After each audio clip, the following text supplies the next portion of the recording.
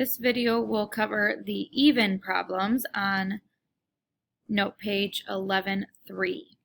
So just a reminder from what we have up here, and there's a formal way and an informal way to go through these, is that when you have a variable underneath the square root, your square root is an exponent of 1/2. So you're technically dividing your exponent by 2. So if you have a non-multiple of 2, so an odd number, you will always have a variable left underneath your square root sign. So if we look at number 2, 9 is a perfect square, so the square root of 9 is 3. 10 is an even number, so we just do 10 divided by 2 to get k to the 5th. So the big numbers, you actually need to do the square root. The little numbers, the exponents, you divide by 2. If it's an even number, then you don't have any square root signs left. Number 4 has 2 issues. We have a non-perfect square in 40, and we have an odd number with your exponent. So I'm going to show you 2 ways to do this. The formal way is you're going to have 2 sets of square roots. Your first one is going to have the perfect squares and your even exponents.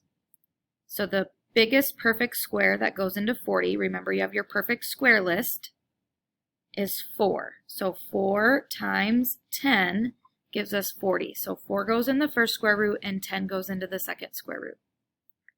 And then we put a to the 18th. You go 1 less than your number, so that way you have your even exponent, and then just an a to the first. You don't need to write the 1, but we would have a to the first to get us to 19. So then we do the square root of 4 is 2.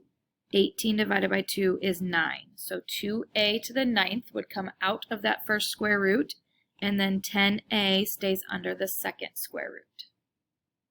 So that is the official long way to go about it.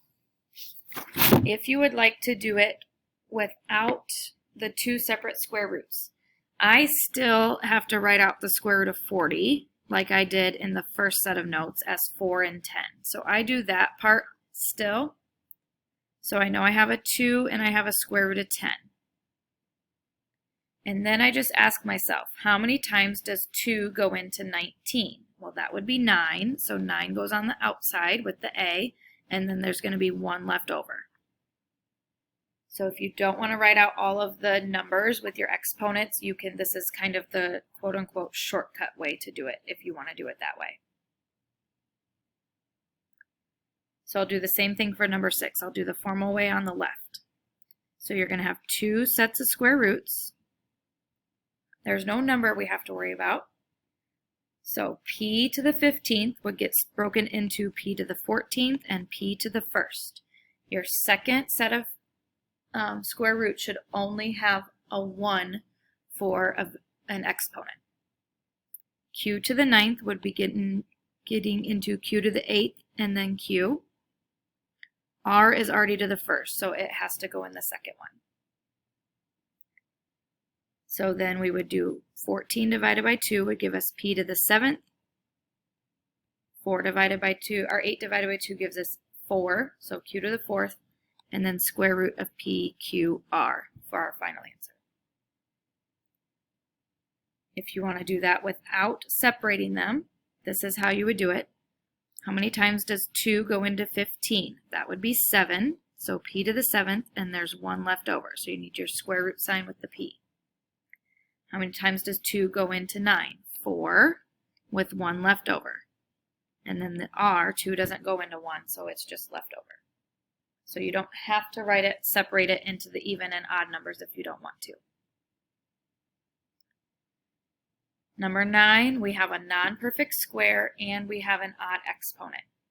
So sometimes I think these are easier just to do the formal way. So I'm going to have 2 sets of square roots. The biggest perfect square that goes into 27 is 9, and it's 9 times 3. So 9 in your first one and 3 in your second one. N to the 3rd needs to be broken into n squared and n. This answer is going to look a little tricky. Square root of 9 is 3. 2 goes into 2 one time. So 3n to the first, which is just 3n. And then you actually have the same exact thing underneath your square root.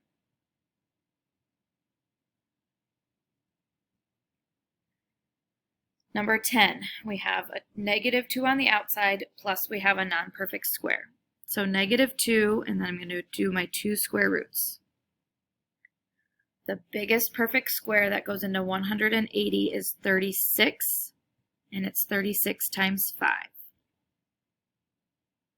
U squared, because it's already an even one, and then V goes into that one. Oops. Because it's just to the 1.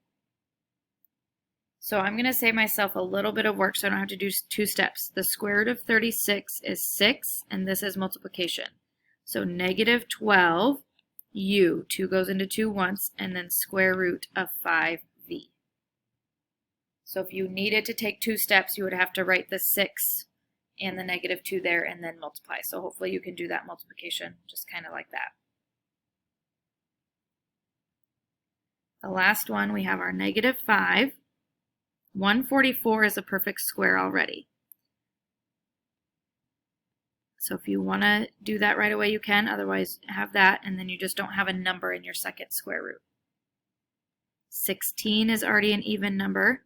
10 is already an even number. 7 would get broken into 6 and 1. So just Z is in the leftover square root. So this is one I would definitely use the shortcut for because I can see that 144 is already a perfect square and I've got some nice exponents to work with. So square root of 144 is 12. -5 times 12 is -60.